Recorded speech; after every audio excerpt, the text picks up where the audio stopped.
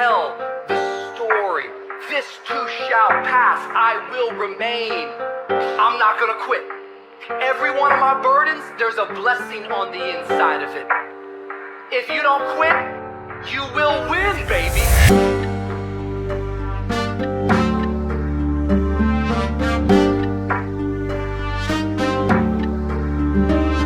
12 anyos, natutong sumugal at lumaro sa hamon ng buhay. Natutong makipagbuno, di tumigil sa pangarap hanggang sa may mata mo. Iningatan na pangalan, ngayon ay lumalago. Oo, lumaki sa kali at alam ko ang galawan. Naranasan ko na din palakad-lakad sa lansangan at hindi tinatanggi kung anong pinagdaanan. Lahat naman ng yun ay tinuturing kayamanan. Kung hindi ko sinubukan, malamang ganun pa rin. Unti-unti kong binabago at lahat ito pa rin. Kung dati suntok sa buwan, ngayon ay aabutin. Hawak-hawak diamante, pilit nilang inaangkin. Subalit ngayon, nagbabago na ang ihip. Natutupad na yung mga dating panaginip. Hindi nagpadala sa negatibong pag-iisip. Lalim ng pinagugutan mo, hindi mo masisilip. Mas pinag-isipan ng maigi yan dapat gawin. Yung dating hindi makita, ngayon ay kita na din. Ano man laki ng alon na yakin lalanguyin. Gamit ang buong lakas at aking tatawirin. Hindi nakakampante, patuloy sa abante. Hahanapin ko pa rin natitirang mga diamante. Gamit-gamit ang talentong binigay sa akin ng hari. At hindi na babalik sa dating buhay ko sakali.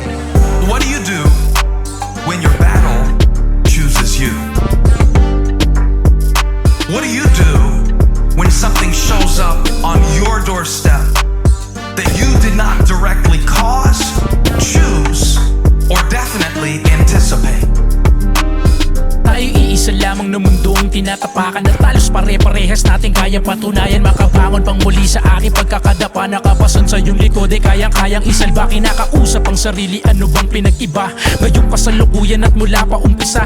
Meron na bang nagbago o sadyang lumapa rin? Ang pag-iwanan na nga yata yan ang katanungan sa akin. Sa akin paglalakbay, ang dami ko nang natutunan. Mula sa may ilalim kang kinataas-taasan, inaloob-looban iskinitang nilakaran. Sa kakamadali muntik mapatid sa daanan. Mga nakasalubong sinubukan lampasan yung kababata kong naiwan at mga nakasabayan. Dati kong nakasagupan na pala nung kayabangan. Iba't ibang ugali ang aking sinasamahan. Ang dami din kutsa pero hindi pinanghinaan. Hindi nagpa-apekto, mas natuto pang lumaban. Na itama ang mali na walang pag-aalinlangan. Nahubog ng maigi sa mga pinagdaanan. Nanibago sa gawain na aking nakasanayan. Pinipilit ang sarili dahil nga kinakailangan. At uti-uting natatanggap na may kaginawaan. Lahat ng yan ay aking tinuturing kayamanan.